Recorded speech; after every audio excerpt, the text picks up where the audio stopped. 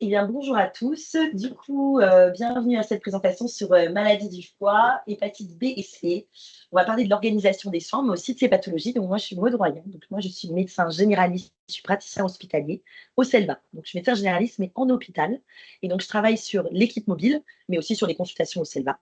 Et à mi-temps, donc l'autre mi-temps, je travaille à Mulhouse dans une permanence d'accès aux soins de santé. Donc, qui est une passe, en fait, pour les patients qui n'ont pas de droit et qui sont précaires. Donc, j'ai vraiment les deux casquettes. Voilà. Donc, je suis très heureuse d'être avec vous aujourd'hui. Ça va être dense, mais on va essayer de voilà, faire ce chemin ensemble. Voilà. Hop. Alors, Tajiba, Tajiba. donc, je vais en quelques mots avec Frédéric vous présenter l'organisation des soins pour les hépatites et un peu ce que c'est en fait un CELV. Peut-être que tu en as parlé un petit peu tout à l'heure.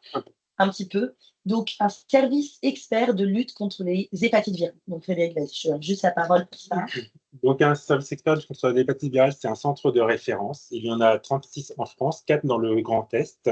Et on a des missions d'intérêt général. Donc, on a des missions de lutte contre les hépatites virales, puisqu'on est un centre de référence. On est sous la direction du ministère de la Santé, la DGS et la DGOS. DGOS offre de soins, DGS santé. Et on collabore avec les agences régionales de santé. Nous, à Strasbourg, on est un centre de référence en unité spécifique de l'hôpital, séparé du service d'hépatogastro-entérologie. On a une direction administrative et médicale, une co-direction au final, avec des coordonnateurs médicaux. Et voilà, un certain nombre de leviers, une équipe mobile qui se déplace en Alsace avec un médecin, une infirmière et une assistante sociale et pas mal de partenariats. On va revoir ça par la suivante.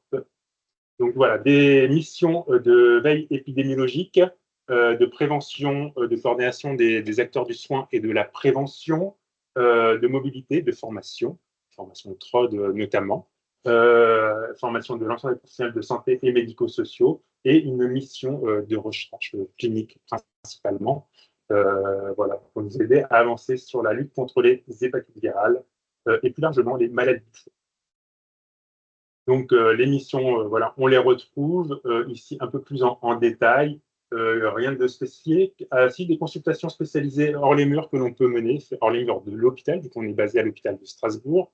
Et donc, on a vraiment cette mission d'aller vers les populations et aller vers les autres structures et les partenaires pour pouvoir améliorer le dépistage sur le territoire. Et puis, on a aussi une mission de collaboration avec les institutionnels et les pouvoirs publics pour améliorer le dépistage, l'organisation des soins en matière d'hépatite virale. Voilà, tout ce qu'on peut favoriser en termes de coordination, d'enseignement aussi.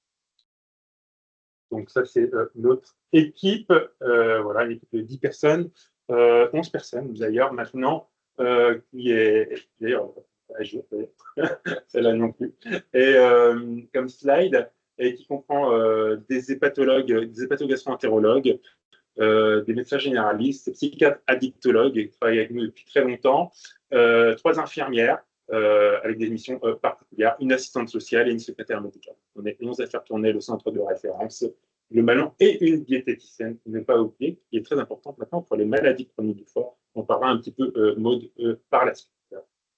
Voilà, en gros, on peut développer, on a un réseau, on conventionne avec les structures médico-sociales, les XAPA, les CARU notamment pour les formations TROD, dans ce cas de convention qui doivent réaliser, les associations, mettre en place les différents parcours de soins, et puis on a des fiches de liaison et des protocoles, notamment avec la PAS, avec le CEGID, avec le centre de vaccination. Dès qu'il y a un dépistage positif quelque part, on a mis en place des liens avec les différents services de l'hôpital notamment, pour pouvoir faciliter l'accès aux soins de ces populations qui auraient été dépistées. J'en ai une avec, effectivement, avec le petit camion qu'on voit sur la photo et pas mal de partenaires. On travaille vraiment avec la médecine générale et les réseaux spécialistes au ville. Programme d'éducation thérapeutique que l'on a également, qui est validé par l'Agence régionale de santé, qui a été validé une première fois et renouvelé, en collaboration avec SOS Hépatite, qui intervient dans le cadre en tant que patient expert dans la constitution du programme d'éducation thérapeutique, mais également dans les interventions, des ateliers avec nos infirmières d'éducation thérapeutique. Et effectivement, on est on est vraiment ouvert au-delà des hépatites virales. Donc, on a un module sur l'hépatite B, sur l'hépatite C, sur l'alcool, effectivement, qu'on appelle le foie trinque, en lien avec notre psychiatre addictologue. Un autre sur les stéatopathies métaboliques, ce qu'on appelle la maladie du foie gras, la maladie du soda, ce qu'on appelle voilà, la NASH, la MASH maintenant. Et puis sur la cirrhose du foie et tout ce qu'on peut dépister, le dépistage du cancer du foie.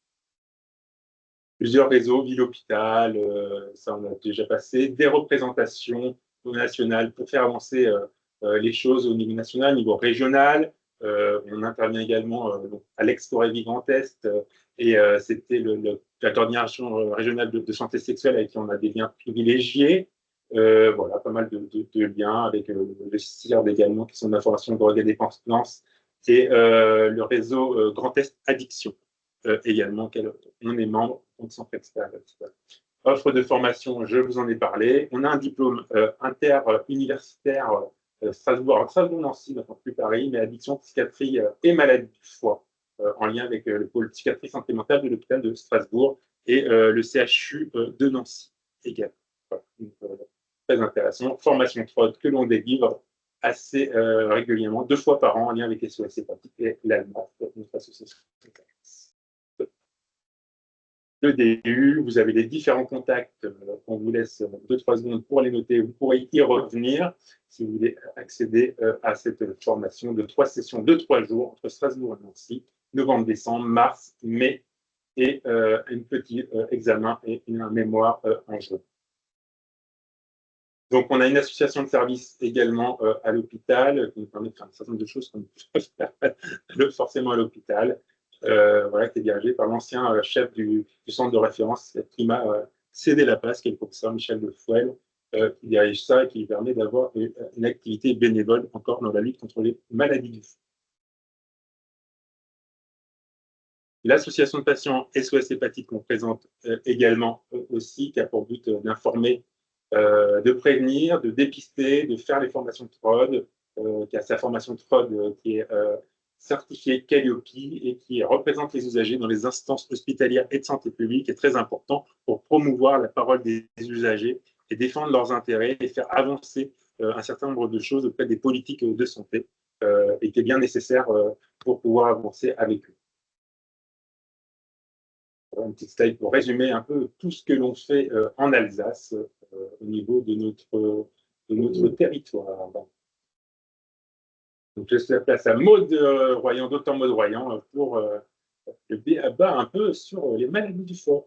Alors, on va commencer par quelque chose qui est à la fois simple et compliqué, c'est de savoir à quoi sert le foie. Alors déjà, je voudrais 3 mots de votre part, juste 3 mots sur à quoi sert le foie, très rapidement. Un mot qui vous vient. Détoxifier. Détoxifier. Un autre mot. Trier. Un autre mot. Filtrer. Alors, vous avez tous juste, hein, filtrer, détoxifier, trier, c'est juste. Donc, en fait, c'est vraiment il faut le voir comme une centrale d'épuration. Donc, le sang digestif arrive dans cet énorme filtre qu'est le foie. Ce qui est bon, il le laisse passer. Ce qui est mauvais, il va essayer de le retenir et de le transformer. C'est là où il joue aussi un autre rôle. C'est le deuxième rôle auquel on ne pense pas trop, c'est la production. Il produit aussi des facteurs de coagulation, il métabolise les glucides et les lipides.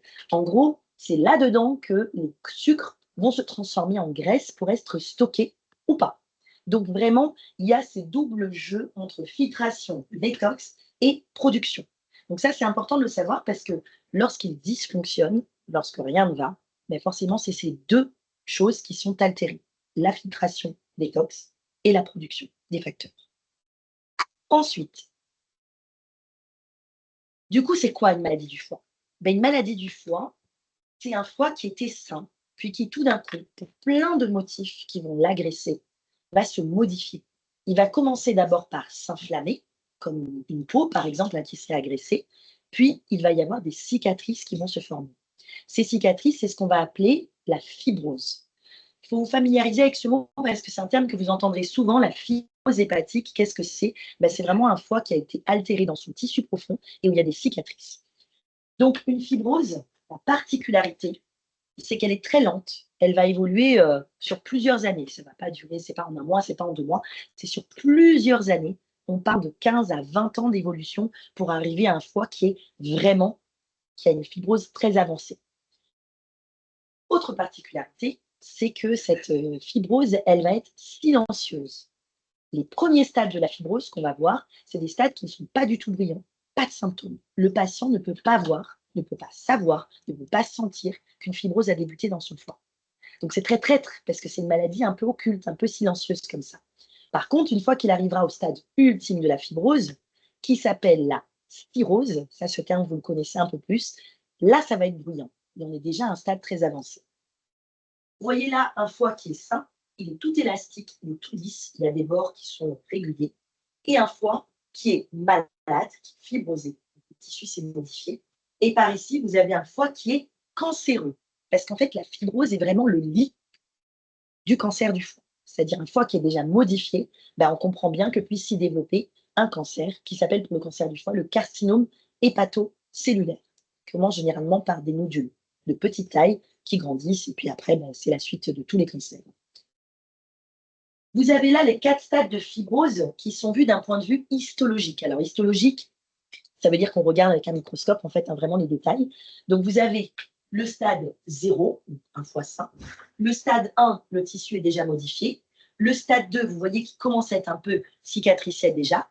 Le 3, là, carrément, il y a des espaces qui sont complètement envahis, en fait, de cellules qui sont modifiées. Et le stade 4, qui est la cirrhose, donc de F0 à F4. F4, c'est la cirrhose du foie.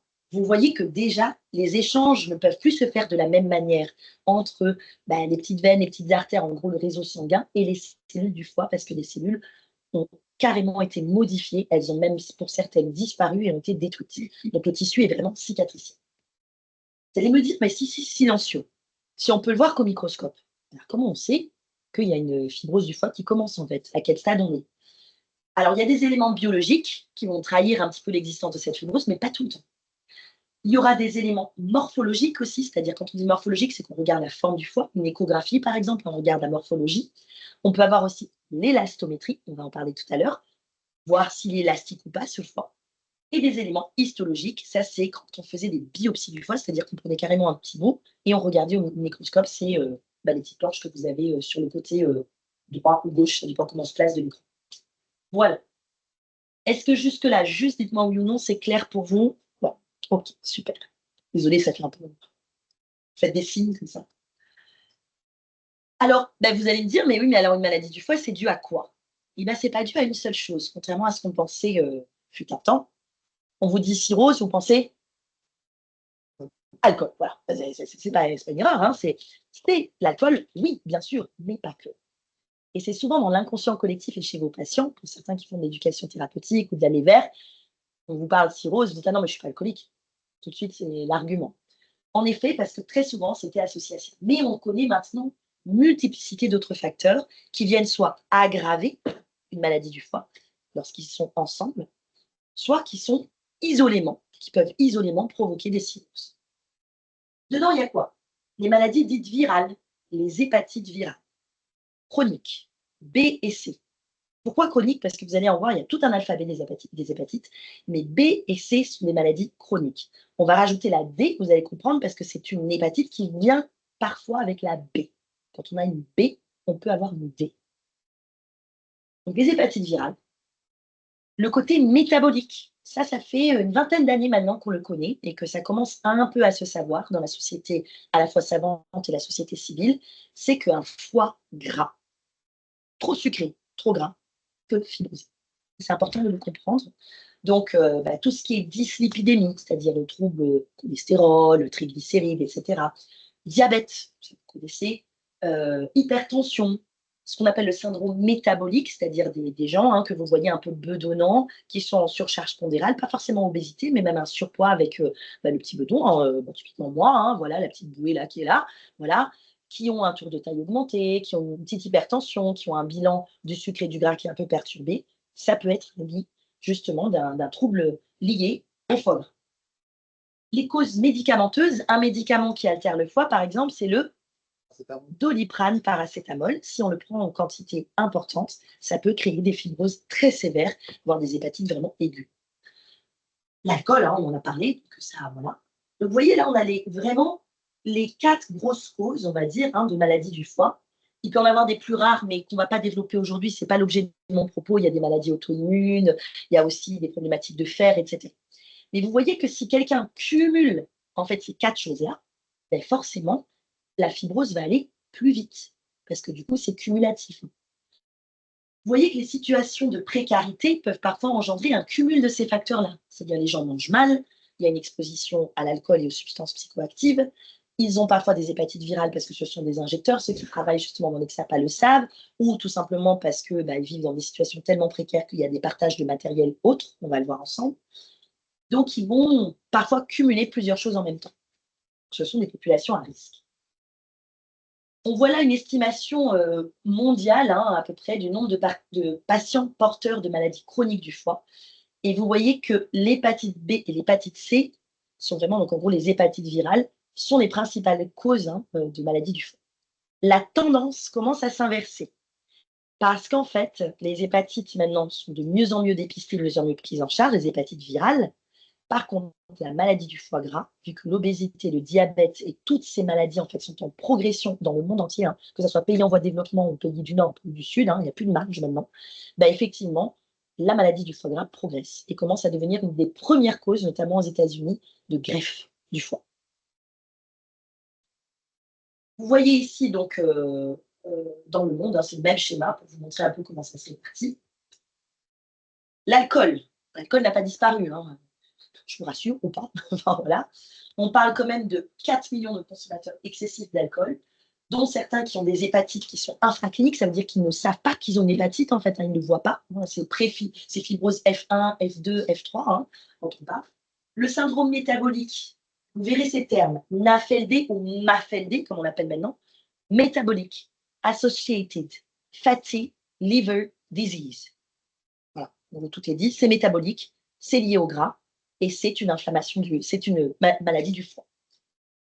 Vous trouverez le terme NASH ou MASH, Metabolic Associated Steatohepatitis. Là, c'est déjà le stade inflammatoire. Comme je vous ai dit, hein, l'inflammation étant une lésion importante pour l'installation de la fibrose. 8 millions, quand même, hein, de gens atteints de MAFLD, c'est-à-dire le stade avant de développer l'inflammation, mais une surcharge en graisse. On va le voir plus en détail. Hépatite B, hépatite C ne sont pas en marge non plus, mais voilà, c'est quand même moins important. Là, on parle de la France, hein, donc en France, c'est moins important parce qu'il y a de la vaccination, on va en parler aussi tout à l'heure, parce qu'il y a du dépistage et il y a du traitement. Dans certains pays, ça va être l'inverse. Hein, on parle vraiment de la situation nationale. Vous voyez, l'alcool au national, hein, on n'a pas quitté. Je pense, d'un point de vue très personnel, que MAFLD et MASLD sont sous-représentés là, dans ces chiffres-là, tout simplement parce que, un, ils sont anciens et que du coup, c'était moins bien dépisté. En fait, on trouve que ce sont des pistes bien. Et comme les médecins et les soignants ignoraient en fait l'existence de ces maladies du foie, donc forcément, c'était sous-estimé. Les cirrhoses en France, vous voyez, hein, c'est pas rien les cirrhoses. Hein. C'est 200 000 cirrhoses avec des 8 500 décès. Et alors, ce qui est alarmant, c'est qu'on a eu des chiffres il y a 3 ans. C'est que dans le Bas-Rhin et dans le Haut-Rhin, donc dans notre région Alsace, on a des chiffres vraiment alarmants parce qu'on a 13,1%, on est à 13,1% supérieur par rapport au normal du cancer, enfin du taux du cancer en France, au niveau national. Ce qui est énorme en fait en termes de prévalence, 13,1 fois plus de prévalence de cancer. Pourquoi? Certainement mode de vie, exposition effectivement, hein, à la nutrition, l'obésité, mais aussi d'autres maladies hein, liées à la consommation aussi d'alcool, etc. Donc, on a vraiment en Alsace, en tout cas, un terreau fertile, ou infertile, je ne sais pas comment dire, pour le carcinome hépatocellulaire et la cirrhose du foie. Alors, comment ça évolue? Quelle est la naissance de cette fibrose, la fibrogénèse? On part d'une lésion qui est plutôt stable, ensuite une lésion qui devient modérée. Au final, le tissu modifie parce qu'il y a une exposition à un facteur agressant. Et on arrive à une cirrhose, un carcinome hépatocellulaire. Parfois, cette cirrhose peut être compensée, ça veut dire que le patient ne va pas avoir trop de symptômes, mais parfois, elle va décompenser. Et les décompensations de cirrhose, c'est les fameux patients qui sont un peu bibindome, avec le ventre qui est tout gros, tout plein d'acide, qu'on doit régulièrement ponctionner, où on doit mettre de l'albumine, ceux qui vont à l'hôpital très souvent, très fréquemment. Et dans ces cas-là, quand la cirrhose est très avancée, qu'il n'y a plus vraiment d'espoir que ce foie refonctionne, qu'il continue à filtrer, qu'il continue à produire, ben, il n'y a qu'une seule solution, c'est de l'enlever et de le remplacer. Ça s'appelle une greffe. Donc là, vous avez mis d'une autre manière les quatre causes dont on a parlé, qui évoluent de la cirrhose jusqu'au CHC. On va parler de l'alphabet maintenant, de ces fameux virus. Je vous dis, c'est un véritable alphabet, ce n'est pas une blague. On va de A à E. Donc vous avez l'hépatite A.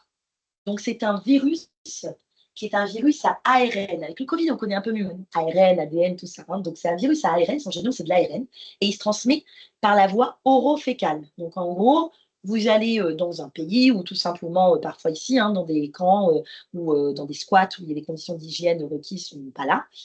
Et on fait la cuisine, on n'a pas bien lavé ses mains après être allé aux toilettes, dans un sol qui a été souillé par les excréments, etc. On mange les légumes et les fruits qui sont issus de ça.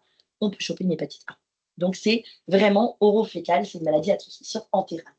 Idem pour l'hépatite E, elle se transmet de la même manière. C'est tout au bout. Donc, pareil, un virus qui va se transmettre, qui est ARN, par les mains sales. On peut le trouver aussi en collectivité, des petits-enfants, des personnes en situation de handicap. On a beaucoup aussi chez les gens du voyage qui vivent parfois en promiscuité, où les conditions d'hygiène ne sont pas non plus parfois respectées, etc. Ensuite, vous avez l'hépatite B. C'est un virus à ADN cette fois. Comment il va se transmettre? Les voies sont essentiellement sanguines. En gros, tout matériel qui peut être contaminé par du sang où il y a du virus de l'hépatite peut retransmettre l'hépatite B à une autre hôte. Donc, ça va être par exemple du matériel tranchant, un rasoir, mais ça peut être aussi un petit coupe-ongle où il y a du sang dessus. C'est des virus qui peuvent rester très longtemps sur les surfaces. Donc, virus à ADN, et là, ça se transmet voie sanguine, mais voie aussi sexuelle. Il y en a en fait dans les liquides qui sont séminaux, de la femme et de l'homme. Ça peut aussi se transmettre de la mère à l'enfant, on comprend bien pourquoi. Donc, ce n'est pas à travers le placenta, mais c'est vraiment au moment de l'accouchement, où il y a effectivement risque de mélange de sang, etc. Donc, si une maman a une charge de virus qui est très élevée, l'enfant peut être contaminé à la naissance. Hépatite C, c'est un virus à ARN, cette fois, et qui va avoir à peu près les mêmes modes de transmission que l'hépatite B, à la différence que par voie, c'est plutôt la voie sanguine. On garde quand même la voie sexuelle parce qu'il peut y avoir parfois des rapports sexuels traumatiques. Donc, effectivement, si c'est traumatique, il va y avoir du sang. Donc, on n'enlève pas la voie sexuelle. Je n'aime pas dire que c'est non transmissible sexuellement, ça dépend de la pratique et ça dépend de ce qui s'est passé. Quand il y a des agressions sexuelles, par exemple, la transmission de l'hépatite C peut être tout à fait possible. C'est également une maladie, alors materno-fétale, c'est pareil, ça dépend dans quelles conditions l'accouchement s'est fait, s'il y a une petite blessure de nouveau-né. Voilà, donc c'est pas la majeure partie, c'est très très rare les transmissions materno-fétales, mais gardez en tête que c'est le sang, l'hépatite C.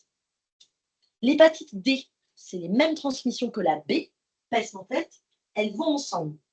Quelqu'un qui a une hépatite B peut avoir un terrain pour accueillir le virus de l'hépatite D. Ça veut dire qu'il n'y a pas d'hépatite D sans hépatite B.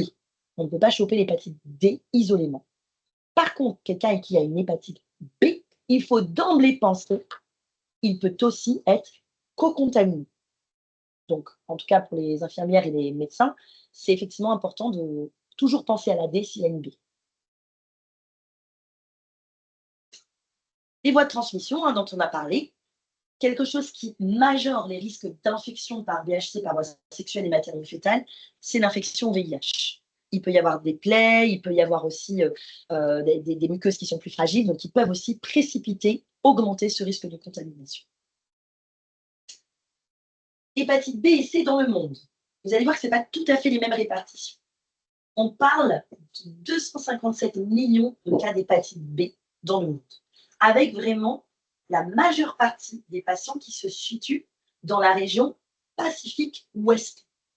Donc, il y a vraiment des zones, en fait, dans le Pacifique, où il y a des contaminations des îles entières qui sont hyper contaminées, que ce soit en Indonésie ou même dans des TOM, dans des territoires d'outre-mer. Il y a une petite île, en fait, qui appartient, effectivement, qui est un territoire français d'outre-mer, où il y a une contamination majeure d'hépatite B. Ensuite, il y a les régions d'Afrique subsaharienne, effectivement, que vous voyez en deuxième face du podium. Et ensuite, nous avons l'Asie du Sud-Est et le pourtour méditerranéen, donc zone du Maghreb. Pour l'hépatite C, on parle de 71 millions de cas, donc un peu moins que la B, vous voyez.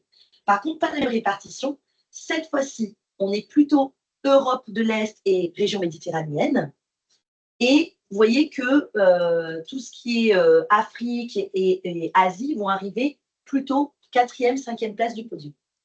Donc retenez que vraiment, Pacifique Ouest et Afrique, c'est l'hépatite B, l'Afrique subsaharienne, et qu'effectivement, Europe de l'Est et région de l'Est, Mongolie, ou que ça soit aussi, on a des régions comme la Roumanie, on a aussi des régions comme, il y a énormément d'hépatite C, en fait, qui peut circuler dans ces régions. Géorgie aussi, la Russie, voilà. Donc, tout le territoire de l'ex-URSS, il y a énormément d'hépatite C qui circulent. Les populations à risque d'hépatite virale. Alors, vous avez compris, comme c'est une transmission sanguine, hein, essentiellement, et sexuelle, donc on a bien sûr les usagers de drogue, intraveineuse ou intranasale. Pourquoi intranasale? Parce que le nez, c'est effectivement, même s'il y a une toute petite paille et que ce n'est pas un objet contendant qui tranche, le fait de sniffer fait péter des petits capillaires en fait, qui sont tout fins. Et donc, il y a des gouttes de sang qui sont invisibles. Et comme souvent, les sniffs se font en soirée, en mode c'est tamisé. Donc, si on partage cette petite paille, il y a le risque de transmettre en fait au copain ou à la copine. Partenaires sexuels multiples, ben forcément, hein, on augmente le risque de transmission. Alors, homosexuels, donc ce qu'on appelle les as, hommes ayant des rapports sexuels avec les hommes, HSH. Alors, pourquoi? Tout simplement parce que la muqueuse anale est une muqueuse qui absorbe énormément. Bah, vous voyez, nos petits os, on met souvent des suppositoires parce que ça agit très vite en fait. Hein. Même pour certains patients qui sont épileptiques, on peut mettre des choses en intrarectal pour aller plus vite, pour diffuser plus vite si on n'a pas de voie veineuse. C'est une muqueuse extrêmement imprégnée en petits vaisseaux, comme la muqueuse sublinguale. Et donc, en fait, il y a énormément de possibilités de passage de virus par cette muqueuse. Donc, il suffit qu'elle soit un peu blessée. En fait, c'est vraiment, la transmission peut être très haute. Les nouveau-nés, les deux mères qui ont effectivement une hépatite B active, hein, comme vous l'avez compris, parce que forcément, il y a plus de risques.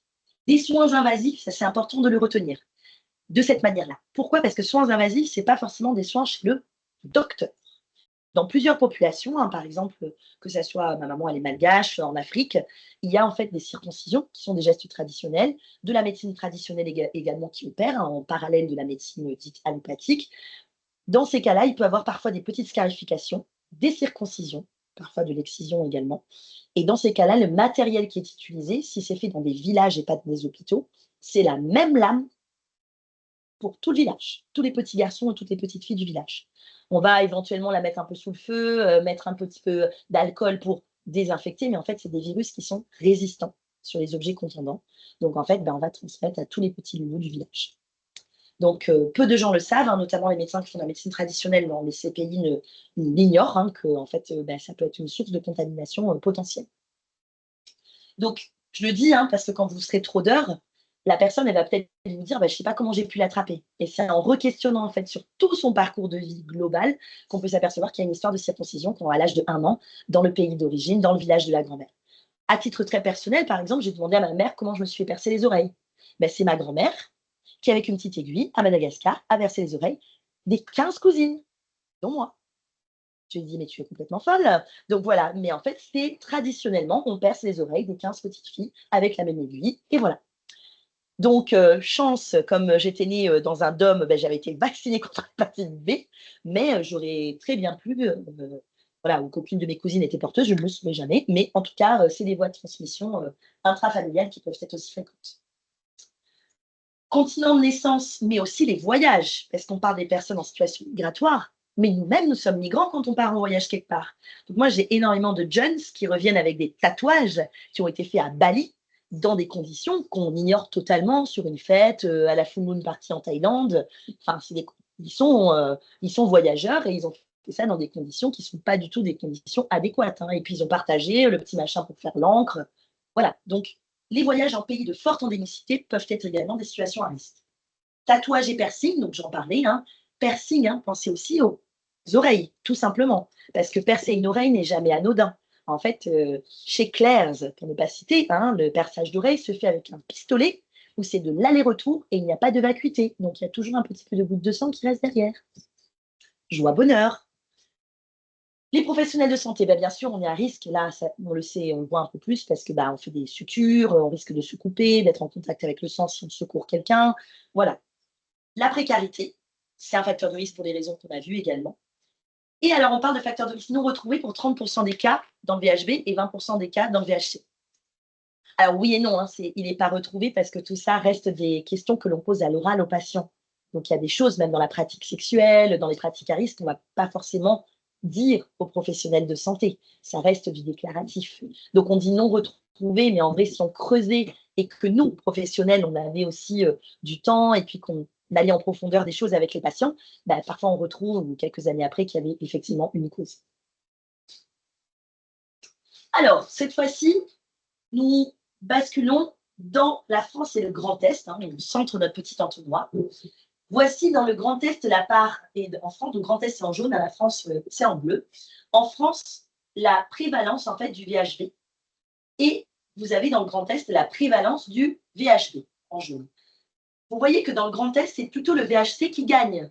On a beaucoup de VHC, on comprend, parce qu'en fait, d'un point de vue migratoire, il y a l'Europe de l'Est dont je vous parlais, où la prévalence est très importante en VHC, qui arrive effectivement dans l'Est de la France, hein, par nos frontières, hein, tout simplement avec les 3 pays, la zone des 3 frontières. Moi qui travaille à Mulhouse, hein, ça je le sais, hein, parce que les patients arrivent effectivement soit par la Suisse, soit par l'Allemagne. Voilà, c'est une zone de transit. Vous verrez des chiffres qui sont très différents dans le sud de la France, par exemple, où il y a beaucoup plus d'hépatite B parce qu'il y a une migration qui se fait plus du Maghreb et du continent africain par les bateaux. Donc forcément, c'est aussi des prévalences qui sont différentes. Le VIH, bah, on reste en dessous en fait, des valeurs de France, mais vous voyez que vraiment pour le VIH, on est au-dessus de la prévalence sur le territoire national. D'accord? Donc il faut y penser. Chez les usagers de drogue, hein, vous voyez qu'il y a plus de VHC, on comprend pourquoi, parce qu'il y a du partage matériel du sang, que de VHB. Alors pareil, ces chiffres maintenant ont tendance à peut-être changer, pas à changer. Alors il y aura toujours moins de VHB parce qu'on les vaccine aisément, les usagers de drogue contre le VHB. Mais c'est vrai qu'il y en a un peu plus parce que fut un temps, on dépistait beaucoup le VHC chez ces populations-là. Encore une fois, ben, on trouve ce qu'on dépiste et on dépistait moins le VHB. Donc forcément, il y a eu des chiffres qui ont été aussi influencés par cette manière de rechercher les pathologies.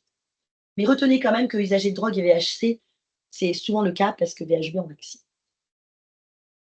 Là, vous avez chez les populations qui sont dites un peu spécifiques, donc la prévalence des mêmes maladies. Donc, ce qu'il faut retenir, hein, c'est l'encadré en rouge. Hein, donc, vous avez les migrants qui viennent des pays à forte endémicité. En France, toujours, donc là, sur le territoire national. Donc, il y a un VHC qui est prépondérant, mais il y a quand même un VHB, les études varient, hein, qui apparaît aussi prépondérant dans l'étude du COMED. Donc, le COMED, c'est un centre en fait, qui accueille les demandeurs d'asile et les exilés. Et vous voyez que le COMED, ben, quand ils cherchent de l'hépatite B, il y en a quand même énormément, parce qu'il y a énormément de patients qui viennent d'Afrique subsaharienne également, qui ont des trajets migratoires qui sont voilà, catastrophiques, avec des violences faites à l'homme, l'homme avec un grand H, hein, c'est-à-dire les femmes, bien sûr, ben, c'est souvent des viols, mais les hommes eux-mêmes sont maltraités, puisqu'il y a de la traite humaine en fait, sur les parcours migratoires, hein, avec des situations qu'on nomme pas d'esclavagisme, mais qui sont en tant que telles, hein, avec des tortures en prison, etc., notamment en Libye. Hein, vous connaissez tout ce scandale qu'il y a toujours sur la Libye. Et donc, forcément, c'est des parcours migratoires qui vont être aussi pourvoyeurs de facteurs de risque. On passe à l'hépatite B. Là, vous voyez le petit virus qui est dessiné, tout joli, avec en surface ce qu'on appelle de l'antigène sur son enveloppe de surface. Donc, l'antigène, c'est un petit truc que vous voyez, c'est une petite protéine comme ça qui sont à la surface de l'enveloppe du virus. Et à l'intérieur, tout enroulé, tout rikiki, parce qu'il est très long, son ADN qui est à l'intérieur. Vous allez voir que ça a son importance, tout ce que je vous dis. Comment il est transmis? On en a parlé. Donc, n'oubliez pas le matériel contendant, mais même le matériel non contendant. Une brosse à dents est à haute transmission d'hépatite B. Vous avez remarqué, hein, quand on se brosse les dents, on saignote des gencives. Hein. Peut-être pas tout le monde, mais ça est déjà arrivé à plusieurs d'entre nous de saignoter. Cette brosse à dents n'est jamais désinfectée, les gens. Hein. Donc, il suffit que dans une famille, il y ait une hépatite B sur une brosse à dents, un petit loulou de l'âge de ma fille qui prend la brosse à dents de papa-maman pour jouer avec. Voilà. Et on laisse tous nos brosses à dents ensemble dans le même petit bocal. Je parle aussi beaucoup de ça avec les gens qui vivent en colocation, parce que vous ne savez pas ce qu'ont vos colocs. Et ils ne savent pas ce que vous avez dit non plus. Donc vraiment, pour les patients qui sont porteurs d'hépatite B, on leur dit souvent, isolez votre matériel, de la famille, des enfants, mais aussi des autres habitants, dans votre petite trousse de toilette, tout simplement, que vous ne laissez pas apporter en fait des gens. Il en est de même, bien sûr, pour les rasoirs, et aussi j'en parle parce que c'est très important, les peignes, les tondeuses à cheveux. Pourquoi? Dans beaucoup de pays, Afrique, Amérique du Sud, les coiffeurs, c'est dans des boui-boui. Donc le coiffeur, le rasoir qu'il va utiliser, on ne sait pas si entre deux, c'est un nouveau rasoir. Parfois, c'est passé sous l'eau, un peu mis dans le savon, soufflé dessus, on a enlevé les cheveux et on recommence.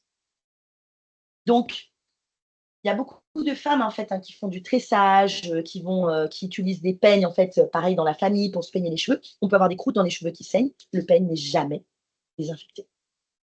Les brosses à cheveux non. Donc c'est tout ce petit matériel-là, mais qui peut être effectivement à risque. Bien sûr, après il y a les aiguilles, il y a les cutters, ça c'est beaucoup plus évident parce que ça fait mal, il y a du sang, on le voit, c'est visible, quoi. Voilà. Et bien sûr, la transmission sexuelle. Particularité vraiment du VHB. Je vous l'ai dit, l'ADN est tout enroulé. C'est de l'ADN. Ça veut dire qu'il peut se mélanger à notre ADN, donc à l'ADN de nos cellules du foie. Une fois que ce virus passe par le sang, il va ensuite dans les hépatocytes, les cellules du foie, et il se mêle à l'ADN. Donc, ce qui fait qu'ils ne font qu'un. Je vous résume, hein, ça se fait par d'autres process, mais ça veut dire aussi qu'il modifie ces cellules en centre de production de petits virus. Donc, les cellules du foie sont modifiées. Ce qui fait que c'est très, très dur de s'en débarrasser. Il est intégré, en fait, à l'ADN des cellules. Éliminer le virus devient impossible pour nos cellules. Et surtout, il en modifie le fonctionnement global. Il est donc potentiellement oncogène. Oncogène, ça veut dire qu'on comprend que la cellule puisse modifier son fonctionnement, donc puisse devenir une cellule cancéreuse. Donc, c'est un virus qui est hautement pourvoyeur de cancer, le virus de l'hépatite B. Donc, se vacciner contre l'hépatite B est une vraie action militante pour notre santé. Voilà, ça c'est vraiment important de le comprendre. Si vous sortez de là, on a compris juste ça, c'est déjà très bien. Donc, l'histoire naturelle, comment ça va se faire par rapport à tout ce qu'on a appris sur les maladies du foie? On se contamine par voie sexuelle, par voie sanguine. On a ensuite ce qu'on appelle une hépatite aiguë qui peut passer, on peut s'en apercevoir ou pas. Parfois, on a la jaunisse, on est fatigué, on a une petite diarrhée, mais parfois, ça passe totalement inaperçu puisque ça se passe parfois dans l'enfance. Enfin, voilà. Il y a beaucoup de gens qui vous diront « j'ai pas vu passer ma contamination par l'hépatite B ». Il y a 95% des gens qui sont contaminés par l'hépatite B qui guérissent spontanément. Ça veut dire que le corps est capable d'éliminer le virus et d'en guérir grâce aux anticorps. Quand il arrive à ça, dans 95% des cas, le virus est guéri. Mais dans 5 à 10% des cas, le corps n'y parvient pas parce que l'ADN s'est bien enroulé, il est bien mêlé à l'ADN des cellules, il n'y parvient pas. Et c'est ce qu'on appelle une hépatite chronique. C'est donc pour 5 à 10% des personnes. Qu'est-ce qui va se passer dans ces cas-là? Les stades que vous connaissez maintenant. On progresse vers la fibrose, on peut progresser vers la cirrhose. La cirrhose peut se décompenser. On peut aller jusqu'au carcinome hépatocellulaire et à la transplantation hépatique, les cycles que vous connaissez maintenant. Les délais, on parle d'une hépatite chronique dans les 6 mois à 1 an, en fait, après la première contamination. La cirrhose apparaît, s'il n'y a que l'hépatite comme facteur, dans les 20 ans qui suivent à peu près, si on ne fait rien. Mais pas chez tout le monde. Parce qu'il y a des gens qui vont être exposés à d'autres facteurs de risque. Quelqu'un qui a l'hépatite B, qui boit, qui se drogue, qui cumule un syndrome métabolique, un diabète qui est mal équilibré, vous comprenez bien que ce n'est pas 20 ans, hein, ça va être plus rapide l'évolution vers la fibrose. Et le CHC, c'est dans les 10 ans après la première fibrose. Par contre, vous voyez que ce n'est pas tout le monde qui va évoluer vers la cirrhose, ce n'est pas tout le monde qui va évoluer vers le cancer. Chez ces 10% de personnes qui vont chroniciser leur pathologie, seuls 10 à 20% vont avoir une cirrhose. Et parmi ces cirrhotiques, seuls 10 à 20% vont décompenser. Et chez ceux qui décompensent, il n'y a que 40% qui vont arriver jusqu'au carcinome hépatocellulaire. Ce n'est pas une fatalité, ce n'est pas parce qu'on a une hépatite B qu'on va forcément avoir un cancer du foie. Mais effectivement, c'est quelque chose sur lequel on va être vigilé. Et la note d'espoir, c'est la colonne qui est. Comment nous, quel est notre rôle? Quel va être l'enjeu? L'enjeu, c'est qu'à chaque moment de ce développement-là, on a un rôle à jouer. Au tout début, bien sûr, ça va être la réduction des risques, dire comment on chope une hépatite B, donc comment on évite. Donc ça, c'est votre rôle. Ça va être votre rôle aujourd'hui en sortant de cette formation. Même lorsque la maladie se chronicise, si toutefois le patient l'a attrapé sans pouvoir faire autrement, on pourra quand même contrôler la réplication virale d'une manière ou d'une autre, soit par son propre corps. Tout simplement, il y a des gens qui arrivent à contrôler leur réplication virale parce que les défenses immunitaires sont suffisantes, soit par des traitements. Ce qui va permettre d'éviter la progression vers une fibrose totalement. Il peut même avoir une régression totale des lésions. Ah oui, j'ai oublié de vous dire un truc important tout à l'heure, ça me fait penser. C'est que la fibrose du foie, ce qui est très important à comprendre, c'est qu'elle est régressive. Stade 1, stade 2, stade 3. Si on arrête d'agresser le foie, on peut revenir en arrière. Le foie est un organe qui peut régénérer ses cellules si on arrête de l'agresser. Par contre, stade 4 de la cirrhose, on peut stabiliser les choses, ce qui est déjà vachement bien, c'est-à-dire empêcher qu'on évolue vers un cancer, empêcher qu'on évolue vers une cirrhose décompensée, mais on ne pourra pas guérir 100%. On peut peut-être revenir vers F2, F3, mais voilà. Par contre, nous, on a vu des patients, Karine le sait, des patients qui étaient F3, régresser complètement et revenir à F0 parce que on a arrêté la picole, on a arrêté les facteurs agressifs. Donc, il en est de même pour l'hépatite B. Si on contrôle l'hépatite B, on contrôle l'évolution vers une cirrhose ou vers un cancer. C'est la diapo un peu la plus compliquée de cette session. Alors, l'hépatite B, comment on va voir si on est contaminé? Vous l'avez compris, visuellement, c'est pas trop possible. On ne peut pas savoir vraiment si quelqu'un a atteint pas. Qu'est-ce qui va se passer quand on est contaminé? Dans les 12 premières semaines, en fait, le virus, il commence à grandir, donc il passe par le sang, il passe par le foie, il commence à se répliquer, si vous voulez. Donc, vont commencer à être produites des protéines à la surface, les fameux antigènes. Donc, ils vont se développer, ce qui fait qu'on va appeler ça l'infection aiguë, et nous, on va pouvoir commencer à détecter dans le sang des antigènes. HBS, l'hépatite B, S pour la surface. Donc, on va pouvoir commencer à détecter ces antigènes de surface dans le sang et de l'ADN viral dans le sang. On va pouvoir commencer à détecter les deux. Ensuite, il va y avoir une phase de convalescence dans les 6 mois qui suivent. Dans cette phase, vont commencer à se développer des anticorps, parce que votre corps, quand il est agressé, c'est un peu comme la guerre en ce moment, il se défend, forcément. Donc, il va produire des anticorps de contact qui disent « Hey, il y a un virus qui est arrivé, je suis en contact avec. » C'est les anticorps anti-HBC. C'est comme contact.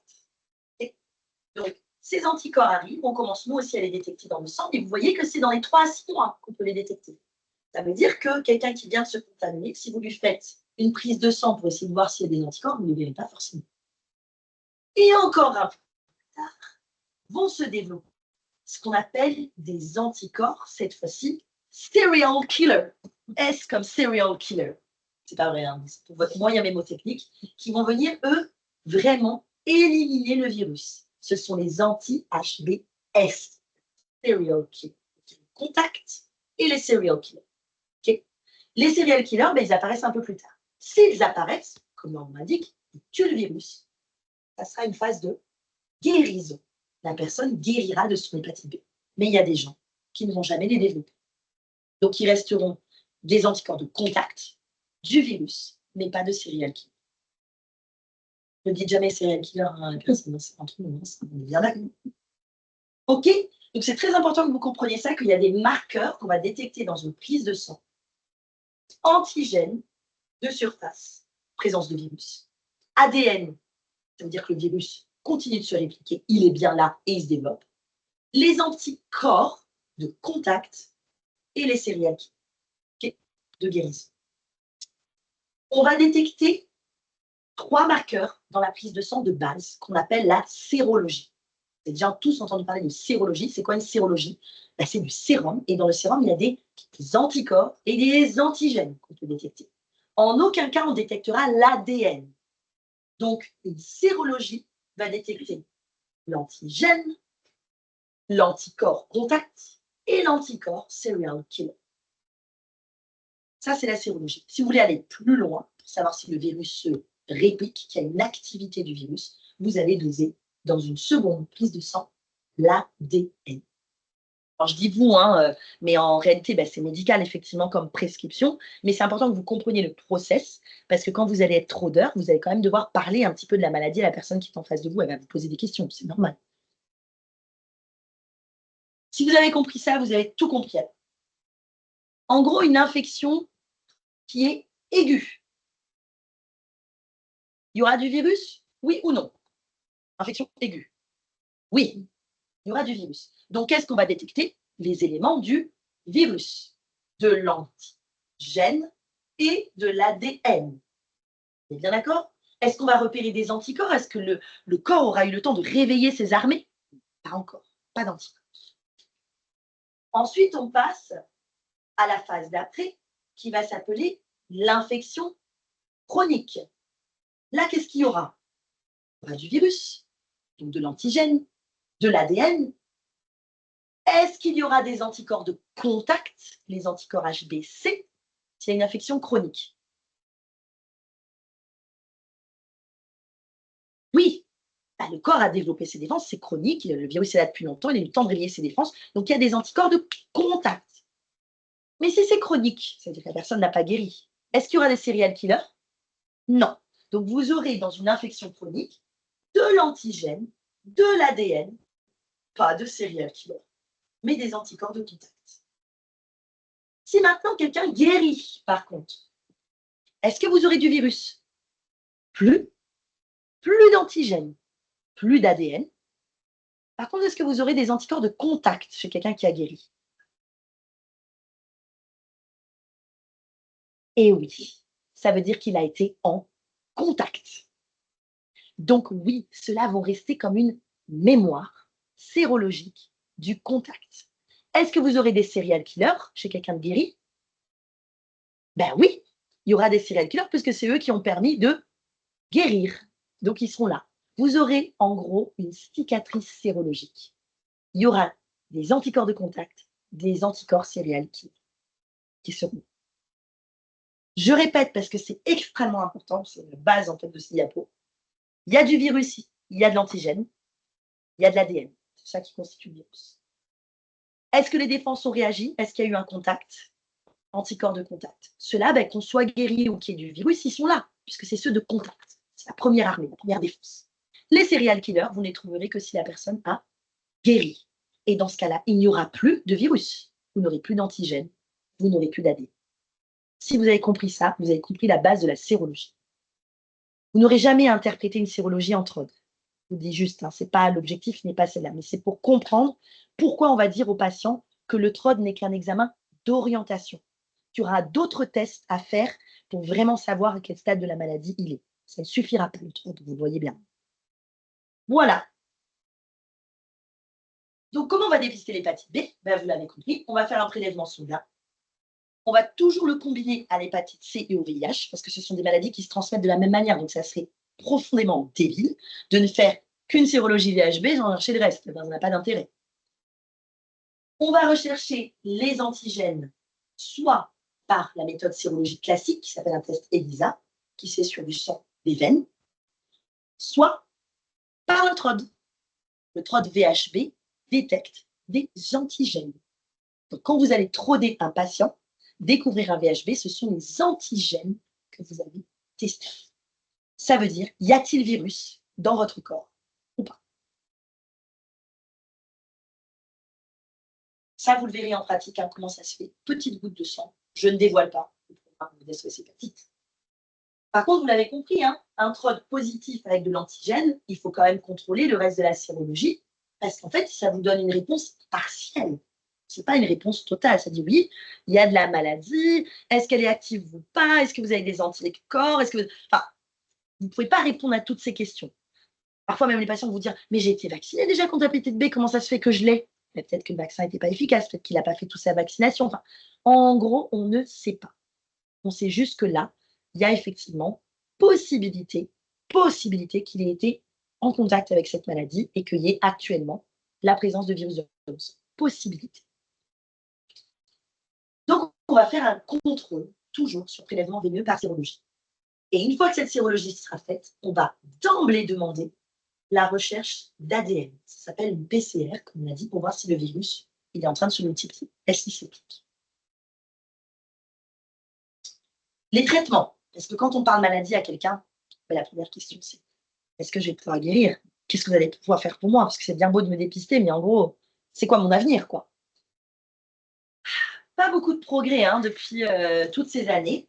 On a des molécules qui existent, deux principales, l'entecavir et le tenofovir, qui ont été développés dans les années 2006-2008, qui fonctionnent bien, mais qui sont insuffisants au sens où ils ne tuent pas le virus, ils ne l'éliminent pas des cellules. En gros, pour être schématique, ils l'endorment. Donc, ce sont des molécules très puissantes, qui fonctionnent très bien et qui permettent juste d'endormir le virus. Ils ne l'éliminent pas totalement, en tout cas pas dans tous les cas. Vous comprenez donc qu'un patient qui a une hépatite B, quand on lui annonce, si la maladie se chronicise, ce sont des patients qui vont être sous traitement chronique. Comme quelqu'un qui a du diabète, comme quelqu'un qui a un VIH, comme quelqu'un qui a de la tension. En fait, c'est des gens à qui on va mettre un traitement, certes, mais qui ne pourront pas arrêter. Donc, voilà. Les progrès sont en cours. On a eu récemment, le mois de février, une réunion sur Paris et effectivement, il va y avoir des nouvelles molécules très probablement qui vont arriver sur le marché. 2027, 2028, on ne sait pas encore les dates, mais il y a des choses qui sont prometteuses. On ne sait pas encore à quel pourcentage ça va fonctionner, etc. Mais il y a un peu d'avenir. Mais c'est vrai qu'on est resté depuis 2006 avec ces mêmes molécules. Donc, c'est juste pour vous dire ce qui existait avant. Hein. Avant, c'était ce qu'on appelle l'interféron, qui était un médicament qui était très, très mal supporté. Et donc, certains patients que vous verrez ont toujours gardé cette molécule en tête comme une espèce de dinosaure en fait, des traitements de l'hépatite en disant il n'y avait que ça. Pourquoi elle avait mauvaise presse? Parce qu'en fait, c'était extrêmement mal toléré par les patients, notamment au niveau psychiatrique, au niveau métabolique. Enfin, il y avait énormément d'effets indésirables. Et donc, quand on avait une hépatite et que le seul traitement, c'était ça, ben forcément, dans l'inconscient collectif, ben, c'était un traitement qui était très dur. En plus, c'était injectable. Donc, franchement, les patients détestaient. Alors que les molécules dont je vous ai parlé, entecavir et tenofovir, se prennent par la bouche, ce qui change quand même considérablement les choses. Par contre, c'est tous les jours. Ça demande une certaine... C'est un peu astreignant. Et enfin, bon, la féministe en moi dirait en même temps, on a pris la pilule hein, tous les jours. Et si on oubliait, il y avait aussi une sanction à la fin. Donc, bref. Donc, c'est facile et c'est pas facile. Enfin, voilà. En tout cas, ça demande une éducation thérapeutique aux patients et ça demande de l'accompagner dans cette nouvelle démarche. Donc, voilà. C'est pour vous dire un peu les comparaisons. Donc, essayez de dire ça à vos patients que maintenant, le traitement est par la bouche. Juste ça. Ça l'aide en fait à comprendre qu'il n'y aura pas non plus, ce ne sera pas contraignant comme ça l'était dans les années voilà, 90, où effectivement c'était le cas de l'interféron. Donc, l'objectif hein, de ce traitement, c'est d'obtenir ce qu'on appelle une virosuppression, mais qui n'est pas tout le temps obtenue, c'est la suppression du virus. Mais c'est surtout de maintenir le virus à un taux qui est très, très, très, très faible et de faire perdre là cet antigène de surface. Voilà. Parfois, il y a des gens qui, du coup, comme l'antigène est très, très faible, ben, ils arrivent à éliminer le virus. Ça arrive, mais ce n'est pas tous les cas. Ça s'appelle la séroconversion, car on arrive à obtenir en fait au bout d'un moment des anticorps. C'est bien, ok. Le but aussi, ben, c'est de stabiliser les lésions de fibrose.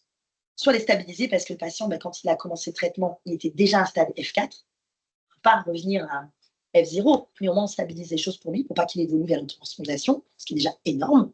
Ou alors même chez un patient qui était que F2 ou F3, carrément de revenir en arrière. C'est quand même énorme. Donc, quelle que soit l'étape où vous mettez le traitement, si le patient en a besoin, ce sera toujours bénéfique. On diminue donc les complications, on diminue le risque de CHC et on diminue la mortalité des patients. Finalement aussi, on améliore leur qualité de vie. Parce qu'entre aller à l'hôpital pour se faire fonctionner de l'acide tous les mois, pour faire stabiliser une lésion, il y a quand même une différence au niveau de la qualité de vie. Donc les patients VHB, on va les dépister où? Eh bien, beaucoup. C'est pendant le bilan de grossesse. Énormément de femmes, notamment en situation migratoire, comme le bilan de grossesse, c'est obligatoire, en fait, cette sérologie, sont dépistées. Et du coup, indirectement, leur mari. Parce qu'en fait, ils ne se sont pas fait dépister avant. Donc, quand on découvre madame, bah, du coup, on fait la sérologie de tout le monde, du mari, des enfants, parce que des fois, les enfants n'ont pas été vaccinés au pays d'origine. Donc, en fait, bah, c'est la famille. Hein. On a parfois des familles qui sont contaminées par le VHV sans le savoir. Donc, si jamais le dépistage est négatif, bien sûr, on saute sur l'occasion pour se dire sérologie négative, pas d'exposition à l'hépatite B, mais facteur de risque, donc on vaccine. Sérologie négative, vaccin. C'est vraiment un réflexe qu'il faut avoir dans la tête. Vous ne ferez pas le vaccin, mais vous pouvez le proposer, indiquer où il est réalisable. Donc voilà, pensez à ça. Si le TROD est négatif, si la sérologie est négative de quelqu'un, ah, avez-vous pensé à parler à votre médecin de la vaccination? Ah oui, il y a un vaccin. Oui, il y a un vaccin. Ensuite, ce qui va être important pour nous qui allons suivre les hépatites B, nous les médecins, on va toujours regarder l'impact sur le foie. Nous, on va regarder la fibrose avec des tests un peu spécifiques et on va regarder ce qu'on appelle la charge virale. Ça, en fait, ce n'est pas vous qui allez le voir, mais nous, ce qui va nous permettre de savoir s'il faut un traitement au patient ou pas, c'est est-ce qu'il y a une fibrose, est-ce que la charge virale est élevée? Et on corrèle ces deux données. On corrèle aussi aux autres facteurs de risque du foie. Si par exemple le patient il boit, si par exemple il y a un syndrome métabolique avec aussi un impact sur le foie, on va corréler tout ça. C'est des décisions très compliquées parce que pour l'hépatite B, personne n'est d'accord en ce moment. Donc en gros, vous, ce que vous devez savoir, c'est qu'on ne va pas traiter tous ceux qui sont porteurs d'hépatite B. Parce qu'un patient qui a une très faible charge virale, qui n'a pas de fibrose, on va lui donner la chance de guérir tout seul son hépatite B, parce que ça arrive. Ou bien, on va le surveiller de très près, on va le monitorer pour vérifier que le virus n'augmente pas et qu'il est toujours contrôlé, que le taux est contrôlé par le corps. Par contre, si effectivement ça s'enflamme, que la charge virale est très élevée, que le foie commence à fibroser, bien évidemment, on mettra un traitement. C'est important que vous le sachiez parce qu'il y a des patients qu'on ne va jamais traiter de l'hépatite B. Alors, c'est pas parce qu'on aime les laisser comme ça, mais c'est parce que comme c'est un traitement chronique à vie, en fait, parfois, il vaut mieux opter pour le fait de surveiller si le virus est très faible et que le foie va très bien. C'est des patients qui pourront vieillir en fait avec leur hépatite B, tout simplement, que de mettre un traitement qui peut avoir certains effets indésirables, même si on a très peu, mais il y a parfois des effets osseux, des effets rénaux, etc. Donc on ne va pas forcément le mettre en place chez tout le monde. Donc c'est la charge virale qui va nous donner la réponse et le taux de fibrose. Je vous le dis parce que les patients vont vous dire, est-ce que j'aurai un traitement? Votre réponse va être, il existe un traitement, mais ne lui dites pas, oui, vous l'aurez. Parce que sinon, il ne va pas comprendre ce qui va se passer entre votre TROD et la consultation chez le spécialiste. Dites, il existe un traitement, le médecin que vous verrez va voir s'il est nécessaire dans votre cas ou pas. Voilà le discours qui est important de tenir en tant que professionnel. Parce que la plupart des situations un peu de tension ou pour le patient, d'angoisse qui sont arrivées, c'est quand effectivement il y a eu un dépistage, où il y a eu une sorte de promesse de traitement, parce que c'est plus facile de dire à quelqu'un, on vous a dépisté un truc, vous allez traiter, bien sûr, pour tout le monde, et c'est plus entendable pour les patients, alors que dans ce cas-là, il n'y a pas forcément de traitement toujours. Voilà, c'est ça qui est important de comprendre. Contrairement au VIH, que vous verrez aussi demain ou après-demain, je crois, mais voilà, où là, il y a toujours traitement. Et contrairement, effectivement, à l'hépatite C qu'on va voir. Transmission, on en a déjà parlé. Voilà. Existence du vaccin, très important. Voilà les messages clés. Existence d'un traitement, mais pas toujours donné, en fonction du cas. Existence d'un vaccin, très important. Un risque de cirrhose et de cancer du foie à des stades qui sont vraiment évolués. Transmission sexuelle, sanguine ou verticale de la mère à l'enfant. Voilà les messages clés pour que vous sachiez tout sur l'hépatite B, aussi tout dire à votre patient. Je vais passer vite sur ces diapos, mais c'est pour vous dire qu'il existe un vaccin et que la couverture vaccinale, elle était vraiment très, très faible avant. On avait jusqu'en 2016-2017, 45% de nos ados qui étaient vaccinés, alors que c'est une maladie sexuellement transmissible. Le vaccin est devenu obligatoire ensuite pour tous les enfants qui sont nés à partir de 2018. Et on a vu effectivement maintenant une couverture vaccinale, là c'est d'anciens chiffres déjà, mais en 2017 qui augmentait progressivement. Et le vaccin est donc, puisqu'il est obligatoire, il est remboursé. Et on a vu donc une couverture vaccinale qui a augmenté. Néanmoins, elle reste à mon sens insuffisante, mais pas à 100%. Mais il y a toujours des irrésistibles gaulois. C'est effectivement ceux qui vont vous dire, mais alors, vaccin et CEP, sclérose en plaques, qu'en est-il? C'est un dossier vieux comme le monde. Il y a eu déjà en fait plusieurs études qui ont été faites et qui ont effectivement confronté les résultats pour dire qu'il n'y a pas de corrélation entre le vaccin de l'hépatite B et la sclérose en plaques. Ça a été vraiment mis en évidence. On ne va pas rentrer dans les détails. Mais ce qui est sûr, c'est qu'une hépatite B, c'est grave, c'est chronique. On peut avoir, si on a une hépatite B, une hépatite D. Donc, vacciner un enfant contre l'hépatite B, c'est le vacciner contre les deux maladies. Alors que le laisser sans couverture vaccinale, c'est effectivement le risque d'être atteint de deux maladies qui peuvent fibroser le foie et pour lesquelles on n'a pas de traitement de virosuppression pour le moment. Donc, bon, hein.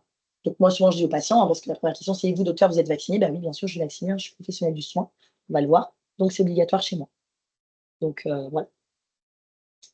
Donc, les recommandations en France, c'est vaccination obligatoire chez tous les nourrissons dès l'âge de 2 mois. Dès la naissance en Guyane, à Mayotte, on vaccine tous les nouveau-nés de mères qui sont positifs. Si une maman a été dépistée d'hépatite B, au moment de la naissance, le gamin, il a 2 vaccins. Un vaccin et des immunoglobulines. Ce sont des anticorps qu'on lui donne tout de suite, en fait, pour qu'il puisse éliminer s'il y avait le moindre virus qui se baladait par là. En gros, pour pas qu'il soit atteint. On peut rattraper tous les ados, hein, qui n'étaient pas vaccinés, on peut les rattraper. Et aussi toutes les personnes qui sont à risque d'exposition d'hépatite B. Moi, j'ai énormément de personnes en situation migratoire qui viennent, qui ont une sérologie négative à l'hépatite B. Je les vaccine. Aucun état d'âme. Enfin, je leur propose, hein, de vacciner sans demander le consentement, évidemment. Mais c'est toujours proposé. Il y a des recommandations qui existent. Tous les jeunes en institution, handicapés, périscolaires, collectivités, l'hépatite B est systématiquement, le vaccin, pardon, est systématiquement demandé, requis et obligatoire. Les enfants et les ados ou les personnes dans des institutions psychiatriques aussi. Pourquoi? Parce qu'il y a énormément de risques en fait, de circulation, hein, de sang, etc. Nouveau-nés de mère, on en a parlé, qui sont positifs à l'hépatite B. Des personnes qui ont des partenaires sexuels multiples, on comprend bien pourquoi. Les usagers de drogue, qu'elles soient intraveineuses ou intranasales. Toute personne qui va recevoir des transfusions, comme les personnes qui sont hémophiles ou qui reçoivent beaucoup de transfusions sanguines, les personnes qui sont candidates à une greffe d'organes, de cellules, etc. Tous ceux qui risquent d'avoir une immunosuppression, on va les vacciner, pas qui risquent en fait de choper l'hépatite B.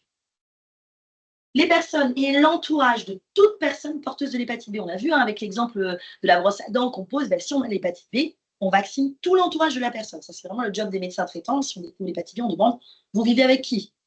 Des colocs, de la famille, etc. Alors attention, dans certaines familles, la famille, elle est large, hein.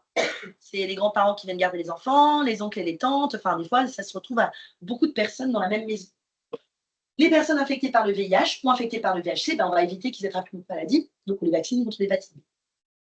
Les personnes qui ont été détenues en prison ou qui sont détenues en prison, on comprend pourquoi aussi, parce qu'il y a énormément de matériel qui peut circuler en prison, contrairement à ce qu'on peut croire. Hein, donc, des gens qui font des tatouages, des lames, des rasoirs qui circulent, des partages de matériel de brosse à dents, etc. Les travailleurs professionnels ou bénévoles qui sont en contact avec des patients, ben, comme nous, hein, professionnels du soin, ou qui sont en contact avec d'autres produits biologiques. Et toute personne en milieu professionnel qui n'est pas immunisée et qui a des risques de contamination, infirmières, médecins, etc. Ça, c'est vraiment les recommandations vaccinales. Mais en vrai, on pourrait aller beaucoup plus loin et dire maintenant, c'est population générale. C'est recommandé le petit loulou à partir de l'âge de 2 mois. C'était pour vous donner effectivement la diapo concernant justement la couverture vaccinale, hein, maintenant. Les états généraux de l'hépatite B ont été lancés donc en 2019.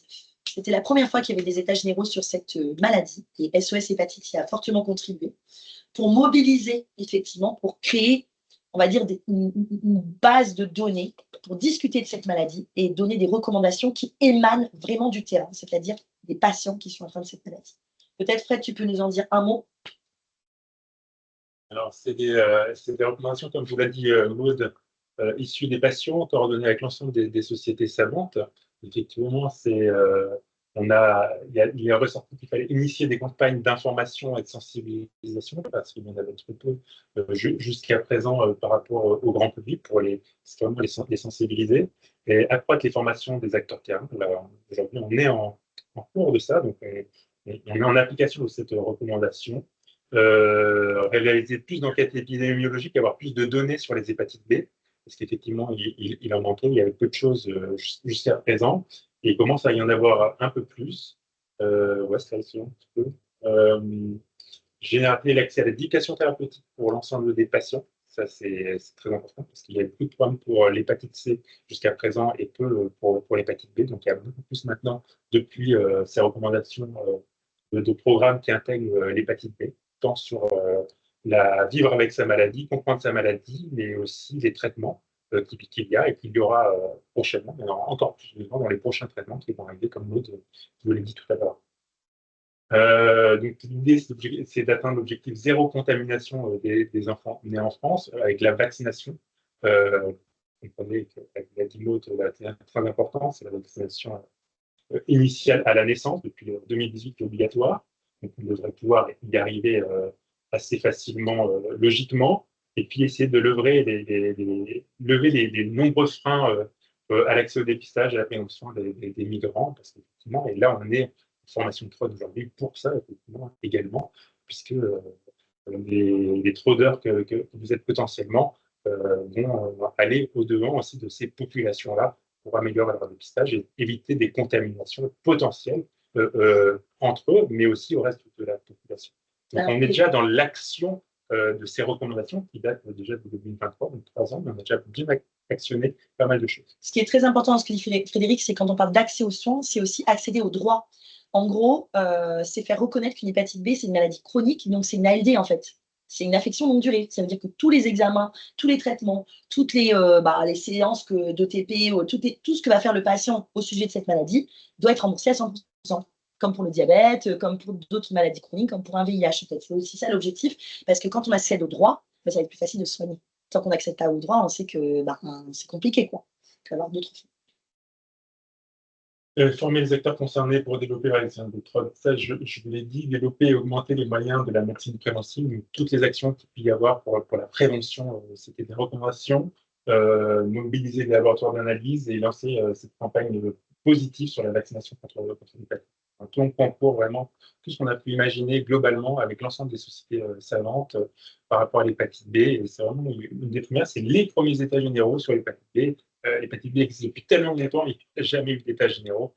Donc, c'était bien d'avoir un point de départ. Et de ce point de départ est en train de se construire avec la Société savante en hépatologie, la FEV, justement, de la recommandation plus médicale cette année, en 2026, qui permet d'aller vraiment sur le concret du médical, alors que là, les états généraux étaient vraiment très larges en termes de parcours de soins, d'organisation, de dépistage, de prévention. Ça permet d'avoir évacué toutes ces problématiques-là qui sont en cours avec des bonnes recommandations pour pouvoir vraiment se concentrer sur la partie médicale maintenant, en plus avec des nouvelles molécules qui vont arriver, qui sont toujours évolutives.